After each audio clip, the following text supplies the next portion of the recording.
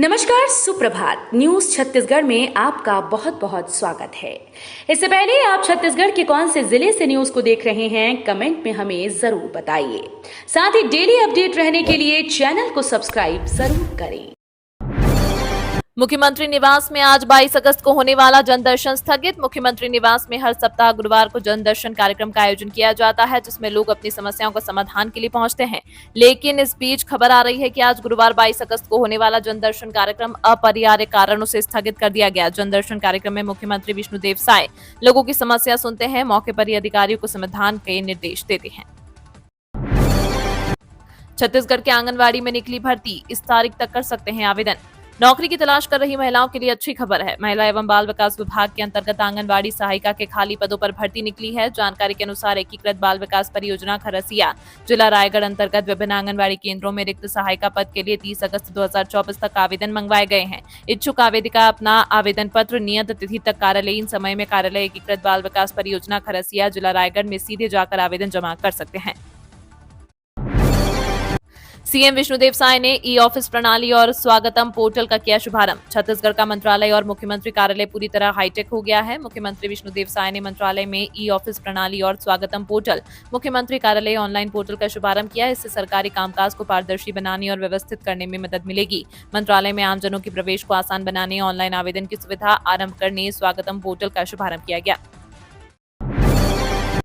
कोरबा अमृतसर व अमृतसर बिलासपुर एक्सप्रेस यात्रियों के लिए सितंबर के 11 दिन रहेगी प्रभावित। कोरबा अमृतसर व अमृतसर बिलासपुर छत्तीसगढ़ एक्सप्रेस यात्रियों के लिए सितंबर माह के 11 दिन प्रभावित रहेगी, जिन्हें आगरा व दिल्ली के बीच के स्टेशनों का सफर तय करना है, क्योंकि यह गाड़ी आगरा पहुंचने के बाद बदले रूट से चलेगी। इससे दोनों तरफ के यात्रियों को असुविधा होने वाली है। रेलवे प्रशासन ने यह निर्णय अधोसंरचना विकास के कार्य के चलते लिए हैं। रेलवे के अनुसार उत्तर रेलवे के दिल्ली रेल मंडल के पलवल व न्यू पृथला जंक्शन यार्ड को जोड़ने का कार्य किया जाएगा। छत्तीसगढ़ किसानों को साय सरकार की बड़ी सौगात, किफायती दाम पर मिलेगी शक्कर। छत्तीसगढ़ की विष्णुदेव साय सरकार प्रदेश के विकास के साथ साथ राज्य की जनता के जीवन को बेहतर बनाने के लिए लगातार काम कर रही है। इसके लिए साय सरकार द्वारा प्रदेश में कई जन कल्याणकारी योजनाएं चलाई जा रही हैं। इसी के तहत राज्य सरकार ने कवर्धा जिले के गन्ना किसानों को बड़ी सौगात दी। दरअसल जिले में फिर से शेयरधारक किसानों को किफायती दाम पर शक्कर दी जाएगी। पंडरिया विधायक भावना बोहरा ने इसके लिए साय सरकार की तारीफ की है।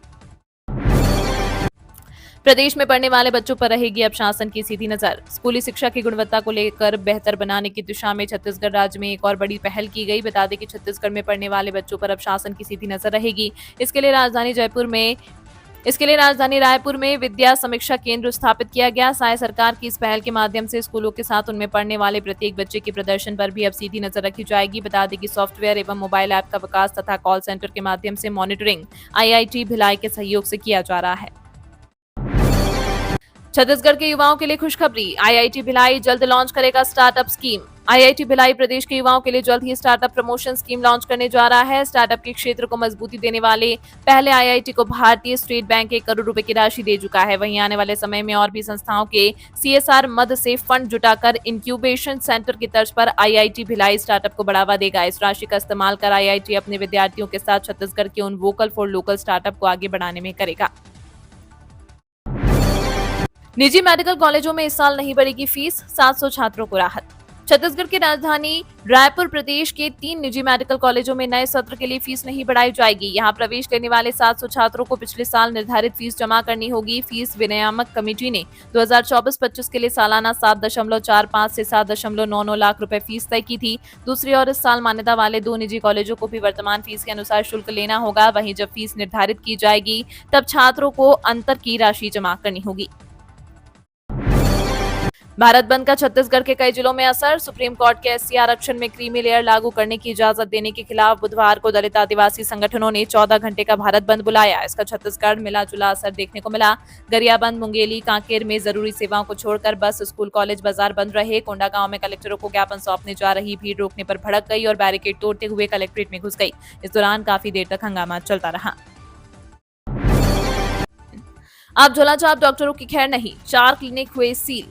छत्तीसगढ़ के न्यायधानी में झोलाछाप डॉक्टरों के खिलाफ लगातार कार्रवाई की जा रही है। हाल ही में कोटा क्षेत्र के करगी खुर्द, शिवतराई, आमने और लमेर में अवैध क्लिनिकों पर छापेमारी की गई, जिसके परिणाम स्वरूप 4 क्लिनिकों को सील कर दिया गया। स्वास्थ्य विभाग के अधिकारियों के अनुसार जिले में झोलाछाप डॉक्टरों के इलाज के चलते अब तक 7 लोगों की मौत हो चुकी है। हालांकि स्वास्थ्य विभाग ने सख्त कदम उठाते हुए कई क्लिनिकों पर कार्रवाई की है।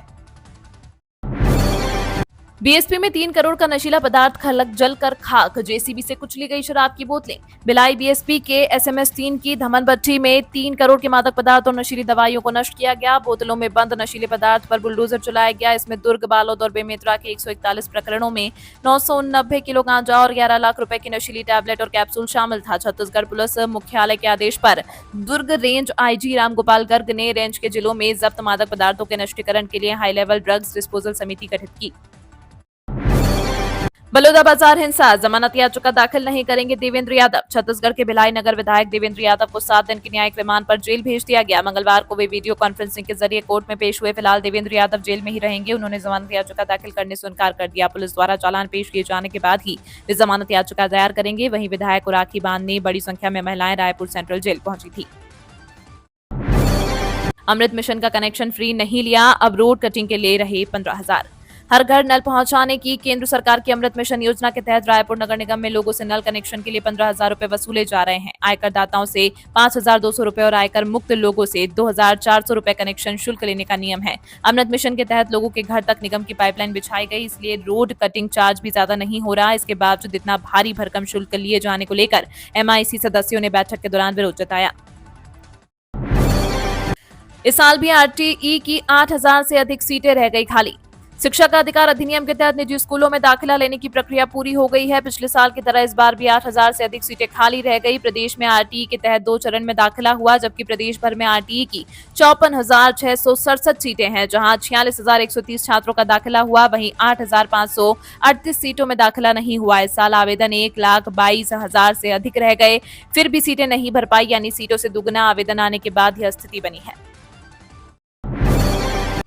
महादेव सट्टा ऐप, अब सीबीआई करेगी जांच। गृह मंत्री विजय शर्मा बोले, केस एजेंसी को सौंपने जा रही सरकार।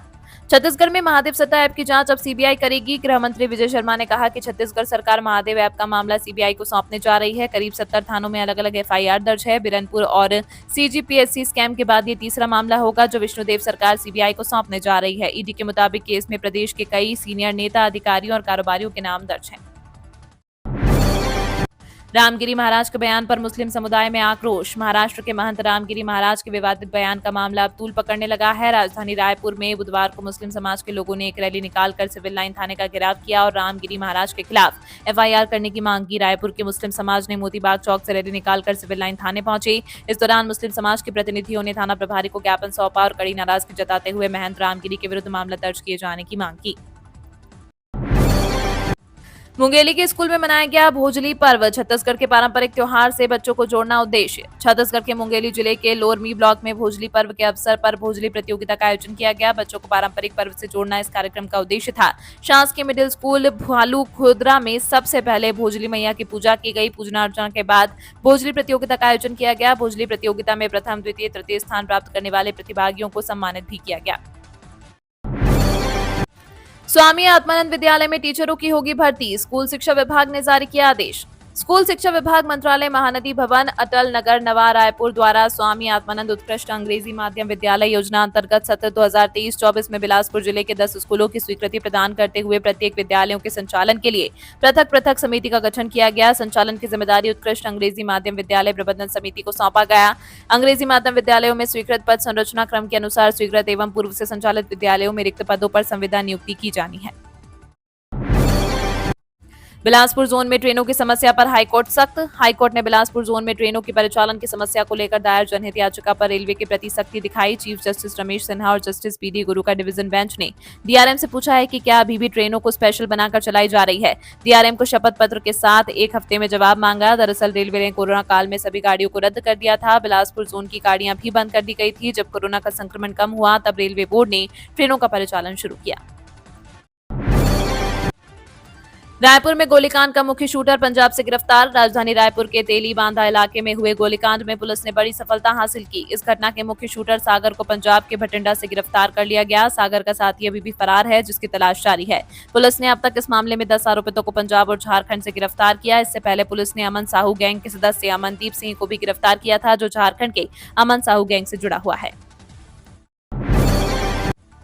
छत्तीसगढ़ के नगरीय निकाय को मिली बड़ी सौगात। छत्तीसगढ़ के उप मुख्यमंत्री अरुण साव ने बुधवार को एक महत्वपूर्ण घोषणा की, जिसमें उन्होंने राज्य के सभी नगरीय निकायों के लिए 450 करोड़ रुपए की राशि जारी करने की बात कही। इसके अलावा उन्होंने ये भी बताया कि 15वें वित्त आयोग के तहत अधोसंरचना विकास के लिए जल्द ही 450 करोड़ रुपए से अधिक के प्रस्तावों को मंजूरी दी जाएगी। इस तरह कुल 900 करोड़ रुपए की राशि प्रदेश के नगरीय निकाय को शहरी अधोसंरचना को मजबूत करने और नए विकास कार्यों के लिए उपलब्ध कराई जाएगी।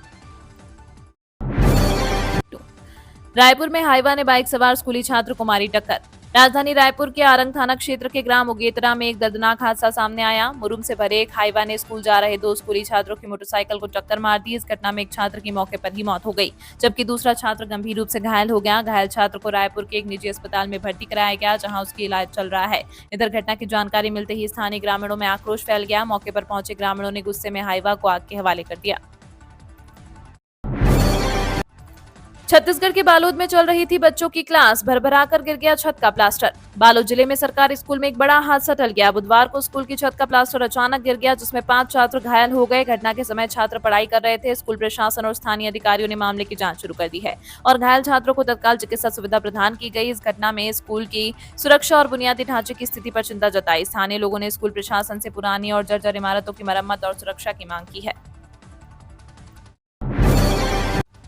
शराब घोटाले में टुटेजा और ढेबर समेत कई रसूखदारों की बड़ी मुश्किलें। प्रदेश में बहुचर्चित शराब घोटालों के आरोपियों के विरुद्ध ईडी और एसीबी ईओडब्ल्यू द्वारा केस दर्ज कर वैधानिक कार्रवाई की जा रही है। मामले में गिरफ्तार किए गए आरोपी द्वारा बिलासपुर उच्च न्यायालय में इसके विरुद्ध याचिकाएं दायर की गई थी, जिस पर आज फैसला सुनाते हुए उच्च न्यायालय ने सभी 13 याचिकाओं को खारिज कर दिया। उच्च न्यायालय ने अंतरिम राहत का पूर्व आदेश भी रद्द कर दिया। छत्तीसगढ़ उच्च न्यायालय ने माना है कि सबूतों के आधार पर ही ईडी और एसीबी ईओडब्ल्यू द्वारा एफआईआर दर्ज की गई।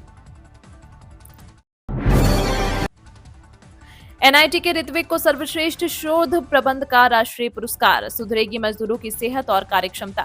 मजदूरों के हितों को लेकर कई योजनाएं चल रही हैं, लेकिन आज भी कार्यस्थल पर उनके रहन सहन की स्थिति अच्छी नहीं है। इससे उनकी सेहत पर असर तो पड़ता है, कार्यक्षमता पर भी प्रभाव होता है। इसे ध्यान में रखते हुए एनआईटी के छात्र ऋत्विक हल्दर ने आर्किटेक्चरल थीसिस लिखी, जिसे राष्ट्रीय स्तर पर बेस्ट थीसिस का अवार्ड मिला। ऋत्विक को 31 अगस्त को मुंबई में पुरस्कृत किया जाएगा।